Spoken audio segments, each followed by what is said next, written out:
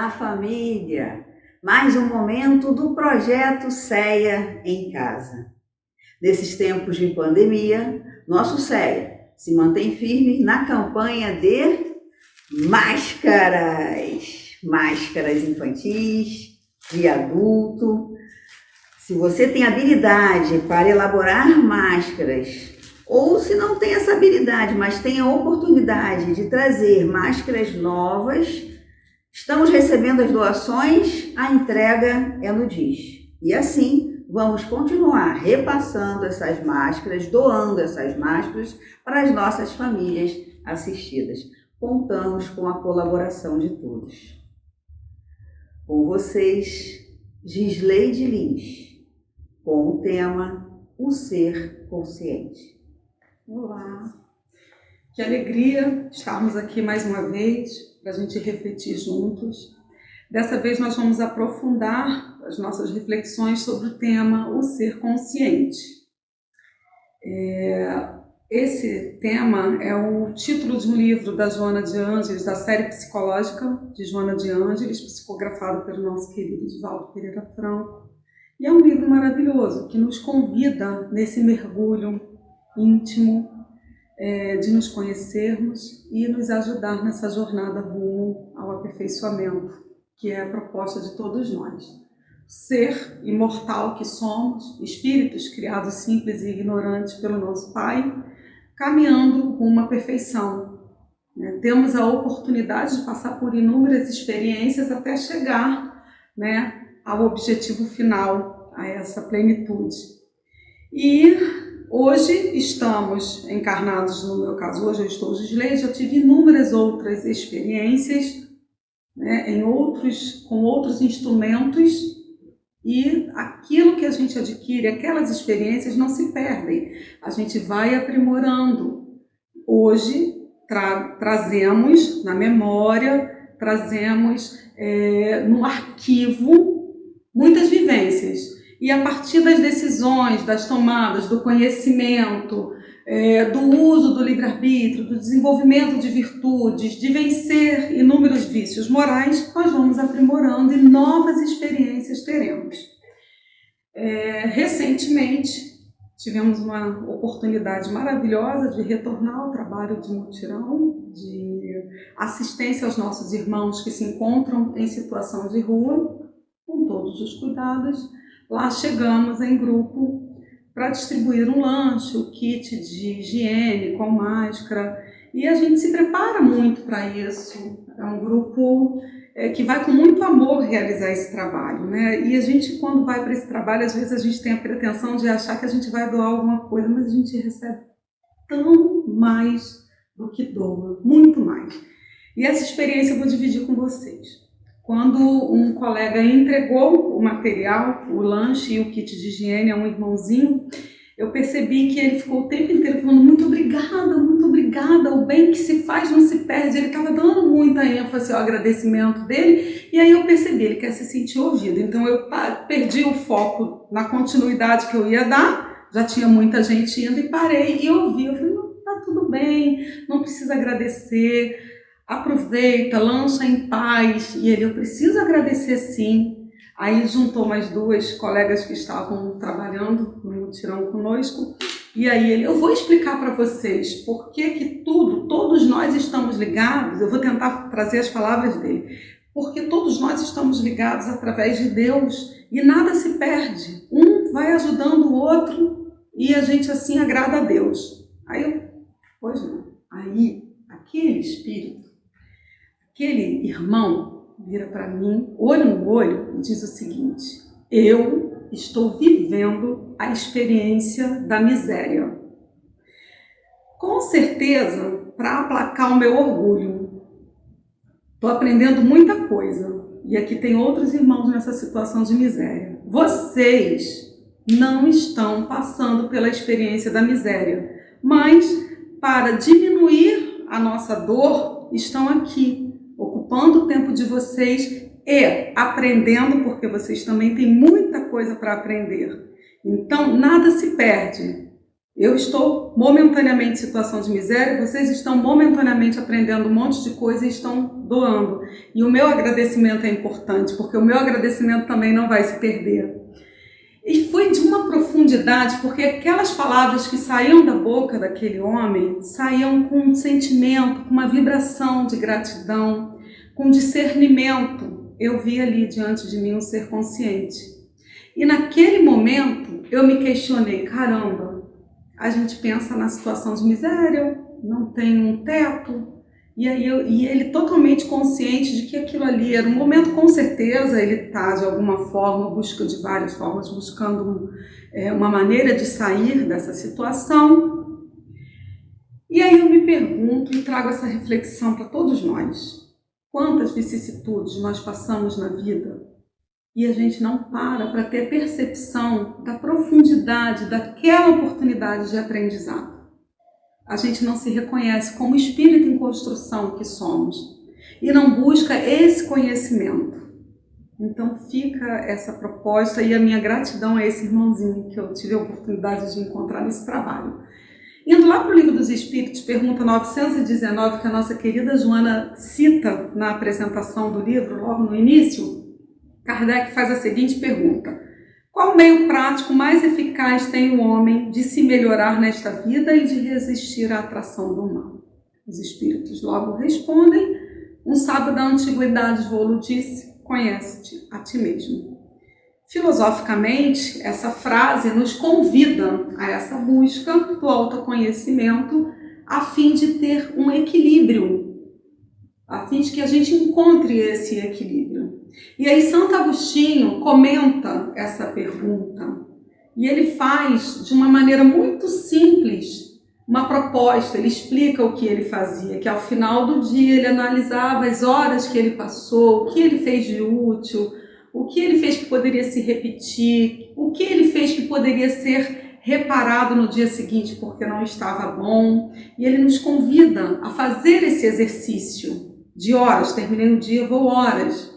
Fazer esse exercício já de reconhecimento das minhas ações e que talvez me impulsione já a um processo de mudança.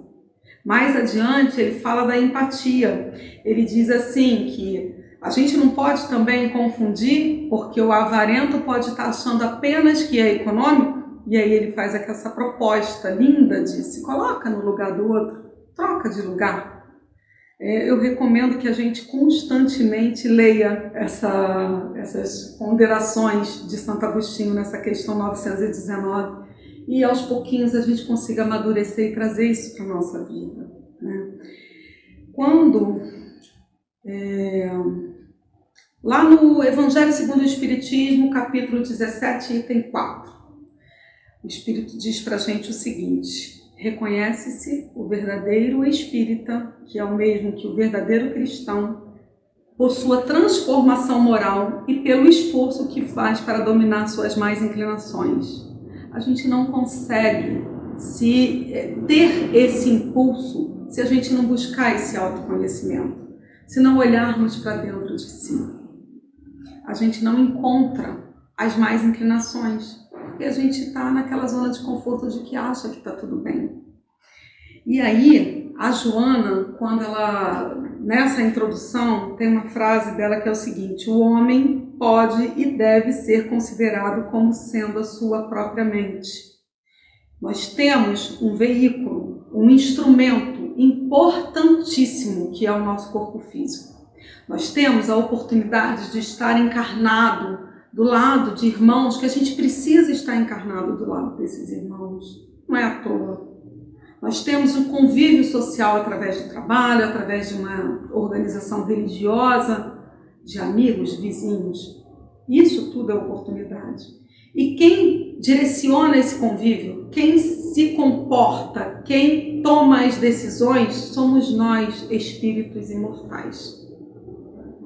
E é nesse lidar um com o outro que a gente às vezes aplaca todas as situações com os nossos vícios morais. Ou a gente vai transformando, e há um ano atrás eu reagiria de uma forma diferente. E aí, nesse livro, a Joana ela nos traz a proposta da busca da realidade do ser. a gente tendo a oportunidade desse nível de consciência tá tão aguçado e a gente ter um equilíbrio entre o parecer e o ser. São essas questões que a gente traz vivenciando a nossa religiosidade de uma maneira muito verdadeira. É consciência de fé e vida. Ela tem um embasamento muito grande dentro da psiquiatria, ela passa por filosofias orientais, ela traz os ideais de Jesus com muito embasamento. Cada capítulo tem um mergulho dentro de nós. Cada um lê esse livro com a sua individualidade, porque se a gente passar por cada capítulo desse livro tendo a impressão de que, poxa, minha irmã tinha que ver isso, ouvir isso, minha vizinha, meu chefe, a gente está perdendo tempo. A gente está perdendo tempo precioso. A gente precisa fazer o que Santo Agostinho propôs lá na questão 919. Deixa eu me colocar. Se algo me incomodou, então peraí. Por que está me incomodando? Tem capítulos que ela fala da raiva, da inveja, e aí a gente se vê, e aí a gente consegue perceber que nós temos sim esses sentimentos, e nós precisamos aprender a lidar com esses sentimentos, porque se a gente não aprende a lidar, a gente não tem o nosso esforço empenhado para dominar as más inclinações, porque nós estamos vivendo no equívoco de que não temos mais inclinações, e temos. Ela conclui e traz o livro, vem conduzindo até chegar à psicologia transpessoal, até chegar a esse mergulho dentro do eu. Quantas vezes nós passamos por experiências e a gente se surpreende com a nossa reação? Às vezes a gente toma um susto, precisa reagir e depois que reage, fala assim, caramba, por que eu gritei? Por que eu falei a palavra tal? Por que eu fui tão ruim naquele momento? Porque eu não me conheço o suficiente para dominar. Porque eu ainda não percebo que eu trago isso enraizado. E aí, encontrando com essas questões, sabendo que a gente traz isso à tona, a gente consegue equilibrar só a partir dessa busca da consciência, do nível de consciência. Aí a gente pode pensar assim, mas eu tenho conhecimento.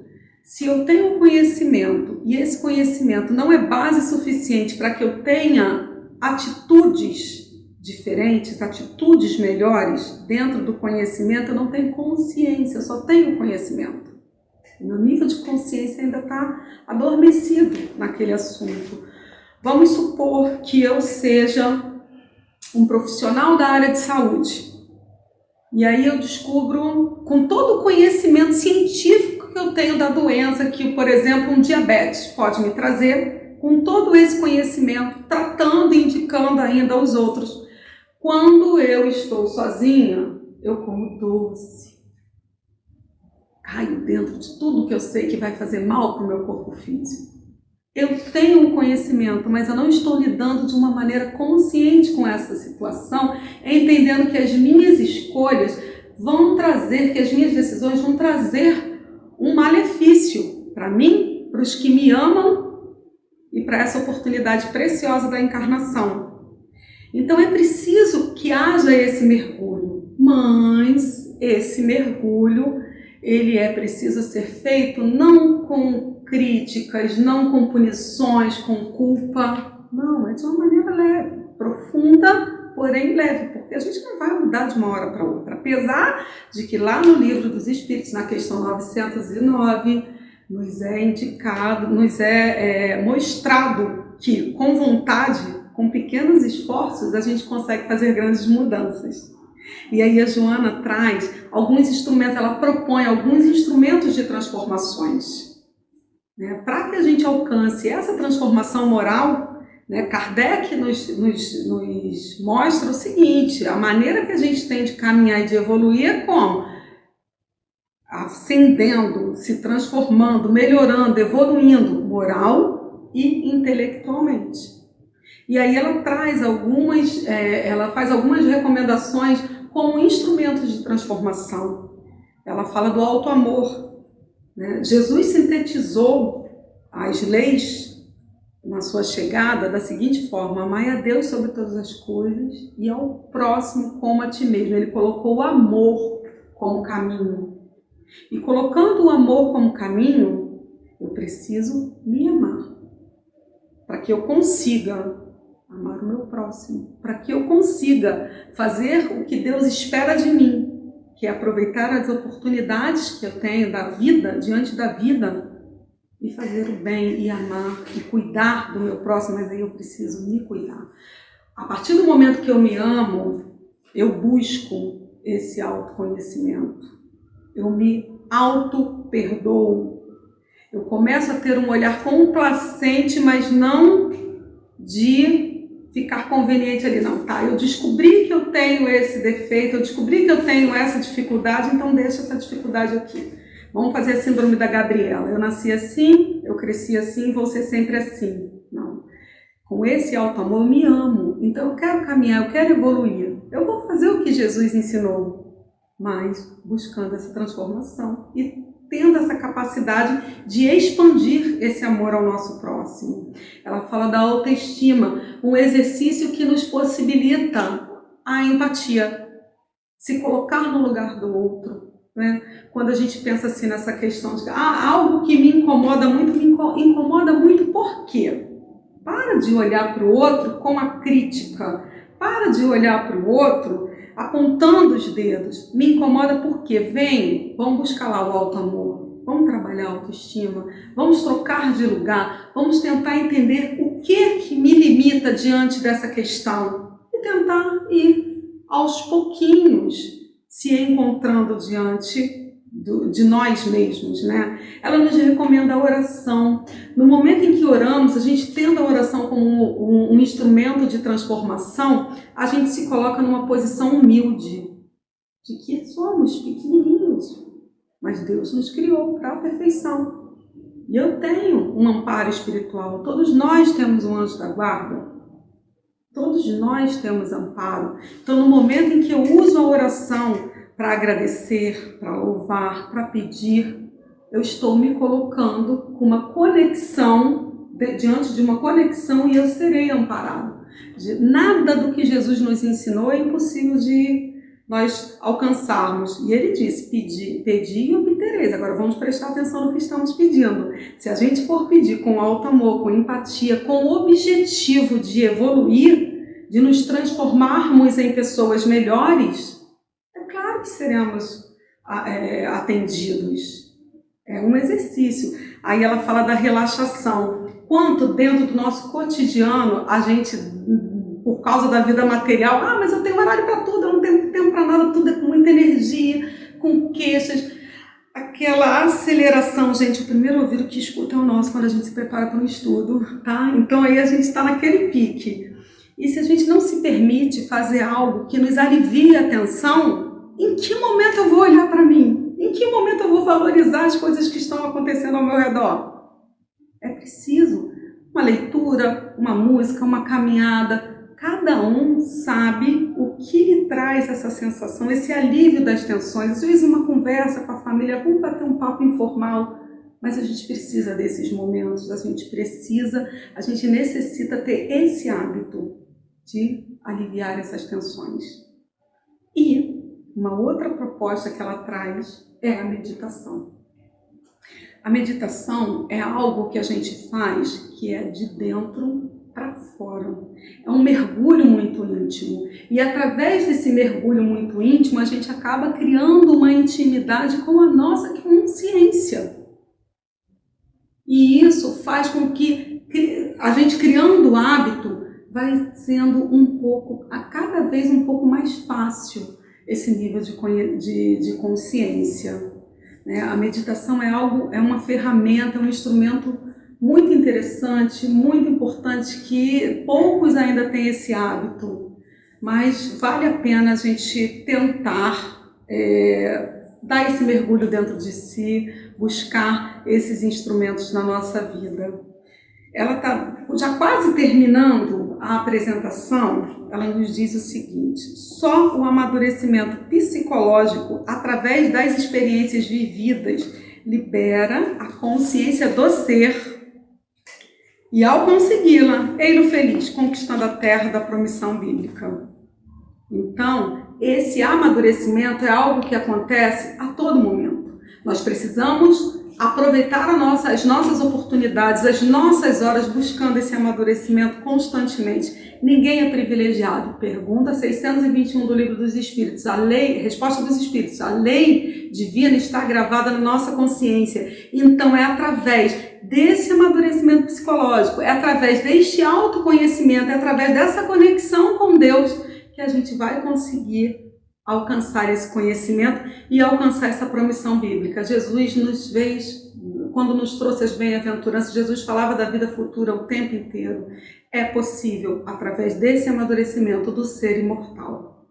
Eu espero que a gente consiga continuar essas reflexões no nosso dia a dia, que Jesus nos abençoe, que a gente consiga cada vez um pouquinho ir avançando e amadurecendo mais. Muito obrigada.